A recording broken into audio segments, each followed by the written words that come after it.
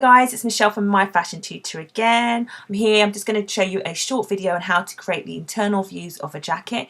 By internals, what I mean is the lining pattern, or the lining, the view of the lining, and you're going to do this using the shapes that you've already created in your original technical drawing. Now, this is our inspiration, so you can see that this drawing, it shows the view of the inside flat. A more advanced version would be to be able to draw this with the garment actually folded open, but this is a really basic and quick way of doing the internal drawing. So this is our inspiration, and this is where we're going to be heading. We're going to put a few more extra details on it than this one, so you get a bit more of an advanced level on it as well. So first of all, we need to select or decide, as I said, which part of the seams or what part of the details are going to be appearing on the lining. So for instance, some lining patterns are not the same as the outer shell. So you may not, for instance, have some darts on the lining.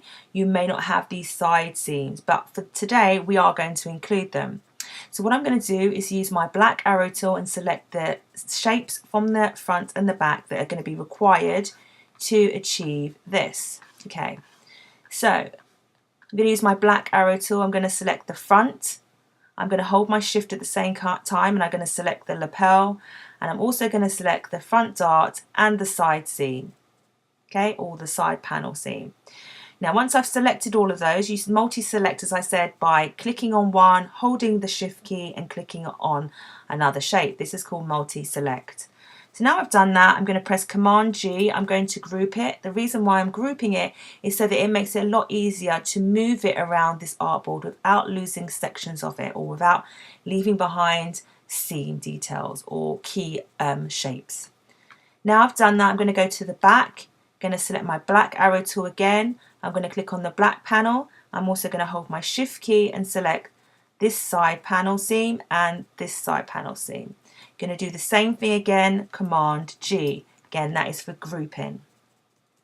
Now that I've done that, I'm going to get my black arrow tool, and I'm now going to hold the shift and select what I have grouped for the right, or the right side of the front. I'm going to do Command C. Then I'm going to use the space bar, and I'm going to move this artboard so that I can get into a more of an open space, so everything's not bunched up together. So hold the space bar, click on your mouse, hold and drag, and that allows you to move across the page. Now what I'm going to do, let me just get rid of these guides that I had previously, because I want to show you how to do that. So I'm going to clear these guides, and I'm going to show you what they are. Now I'm going to do Command V, and that's going to paste it on this page, anywhere on the page. Okay, so you can see I've now got my two extra shapes, or my two shapes which I've copied over.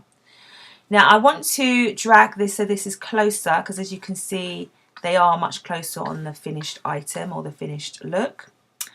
And I'm going to drag this closer to this side, as close as I can get really. So I'm going to put it about there for the moment. And I obviously need to have this side reflected onto the other side so that I get the complete perspective. So first and foremost, let's make sure that these two items are aligned, and what I mean that they match at the hem, so it'll be easier to join. So I'm going to use my black arrow tool, hold the shift key and click so they are both aligned, they are both selected.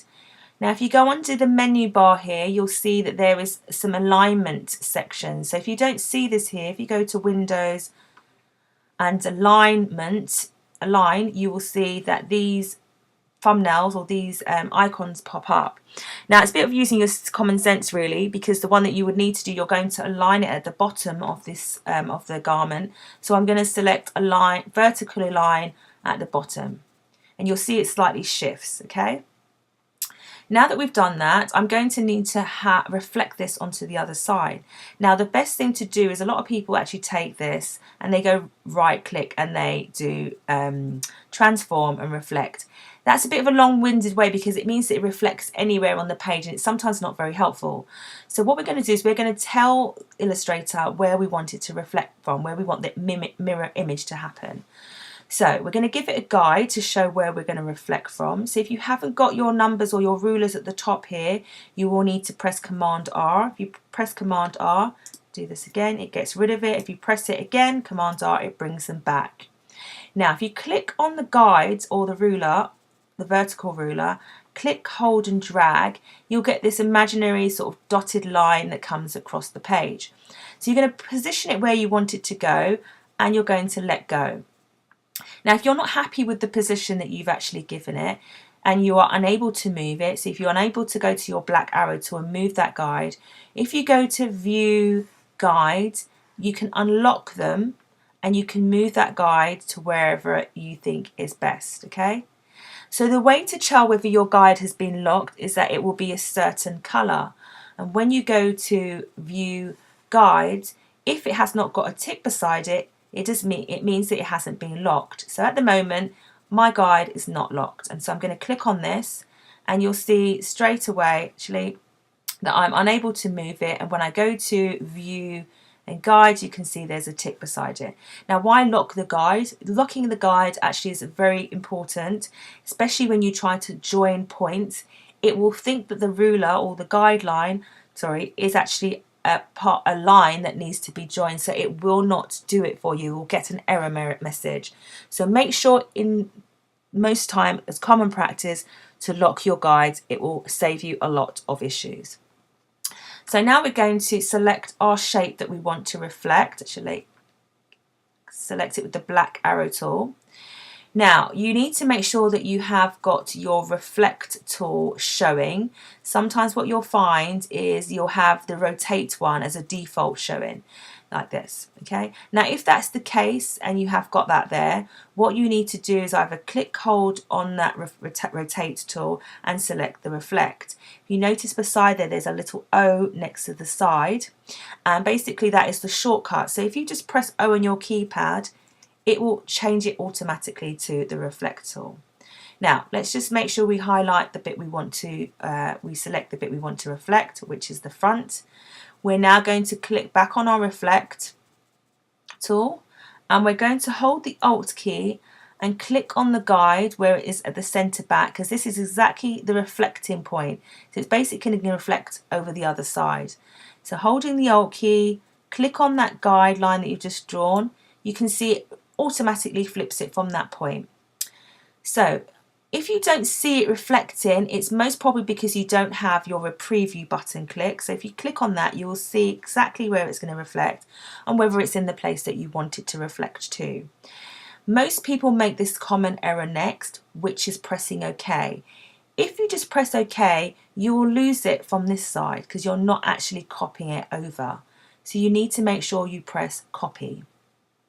So I'm going to press copy, and you're going to see I'm going to end up with both sides now. So we're getting closer to our finished perspective view. Okay, so next what we're going to do is we need to, let's cancel that, we need to make sure that we are showing this as a complete open view, so it has to be joined in these areas. Okay, otherwise when you go to try and colour them in, you will get a line down the center here because you have not made it as a complete shape, one shape. So the way we do that is this.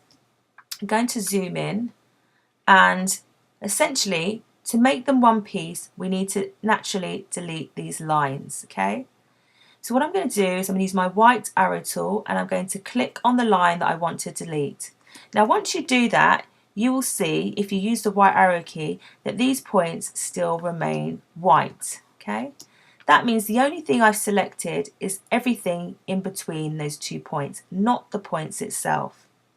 So that's white arrow key, click on there, click on the point, let's go again, and press delete. Okay, if you don't use the white arrow key, it will delete everything. So it's really important you use the white arrow key. So let's do that again. White arrow key, click on the line you want to delete. Make sure these are still white. If they're not, click again, click off and click again until you actually get the white point. So I'm going to press delete. I've deleted those lines. Okay. Now I'm going to do exactly the same on the other side. White arrow key, click on that line, making sure those points are white, press delete. Again, select on the other line, press delete, and it should delete that line. So now we've got space between the two of them. And so what we're going to do is we're going to get our black arrow key. We're going to select this shape. before we were looking at it, when we did it, dragged it over, they were grouped. So we're going to ungroup them this time, all the objects, because we no need to have them grouped. So that's right click, ungroup. So we're ungrouping the front, get the back view, right click, ungroup, get the other front view, right click, ungroup. Okay, so it's going to make it much easier to group. We're not going to get any errors when we're grouping it. The next stage is to get your black arrow tool and literally move it closer so the shape of the armhole is still relatively the same measurement. So black arrow tool, then you're going to use the right arrow on your keypad and you're going to move that point or those shapes, or let's do that again. So grab your black arrow key, select everything on that side, and you're going to use the right arrow key and literally click and click away until it gets closer at the armhole section. So you'll see here it's getting closer. Okay. We'll do that again on this side. Black arrow key, select everything on the front body, use the left arrow key now to move it towards the back armhole. Okay. Now the next stage is to actually join these points. As you can see, they're open. So if we went to fill this shape here, for instance, we would have a problem because there would be a gap there. Let me just show you so that you understand what you are doing. So if I click on here as well, just in case you know the other one is also filled, if I try to fill that in now with a colour, you will see that this starts to have some gaps appearing. Okay, so what we're going to do now is join this so we don't have a gap when we try to colour it in. So we're going to use our white arrow key. We're going to select over those open points. So the 2 points that we're going to join, to let you know as well, you can only join 2 points at a time. If you try to join more, it will not allow you to do that. So we're going to get our white arrow key. We're just going to drag over because we know there's a point at each of these parts. We're going to right click average. Okay, what averaging is basically, I actually live in the UK and some of you might live in a different country, i.e. for instance Canada, and we say we're going to meet up and we're going to have a drink together. So we get on the plane and we decide what is the average distance or equal distance between our 2 locations. And this is what averaging is like. It's doing the same thing. It's taking those 2 points and it's finding the average point or the equal distance between the 2. So it's bringing them together. Okay, so you go to right click average and you're going to get this dialog box and you're going to select both. Okay, and as soon as you can do that, can you see how they've naturally come closer together? So we've met halfway essentially. Okay, so let's move that down, holding the space bar because I'm a bit too zoomed in. I'm going to use my mouse or my tablet, my pen, and I'm going to hold and move across the artboard. White arrow key, again selecting the 2 open points, which is here and here. So if I drag over this amount, I'm bound to definitely have those 2 points selected. Right click, average, select both, OK. Okay, so now we've done that, I'm going to do that to the other side. Get the process. Okay, right click, white arrow tool, select over both the open points, right click, average, both. Okay, and we'll do it one last time to the point that we know is open here. See how they're not meeting? White arrow, right click, average, select both. Okay, so now we've averaged those points. They're still not joined. They're still very much 2 separate shapes. So what we're going to do is we're going to join them so this front and back become almost one shape for our technical drawing. So white arrow key, select over the open points, and then we're going to do Command J, which is a quicker way for joining. If you're not au fait with shortcuts, you can literally go right click join. Okay, you're going to select smooth because you want that to be a nice smooth shape, and you're going to go OK, and straight away you're going to see parts of the shape be get lost. And basically it's because this is now becoming an open shape, and therefore the arrangement of your objects is going to change. It's not a problem. Do not panic at this point, because we're going to fix that quite easily. Okay, so again we're going to go back to this bottom part, right arrow key, select over those points that we just averaged, right click, join, smooth, okay. You can do the joining thing in one go. So for instance, what you could have done in the beginning for fastness, I was just showing you in a slow process, is getting your right arrow key, going average, both, and then you could have done straight away right click join, or you could have done Command J. So you can do the joining process and the averaging simultaneously. So you don't have to average all of them, then go back and join them. You can do it at the same time after you've averaged that point. So you can do, as I said, average first and then go to join straight after. Smooth. Okay. So now we've got our shape. You can see some bits of this garment has been hidden. As I said, it's not a problem. We can see our fill colour is white, and that's why those parts are no longer seen. But if you use your black arrow key and select the shape, can you see it's selected the whole thing now, whereas before they were separated? If we do right click, arrange, we can send this to the back, and then it will bring those bits in view because they were hidden by the fill of the white. Okay, so I'm going to stop here, and I'm going to actually do part 2 of this straight away.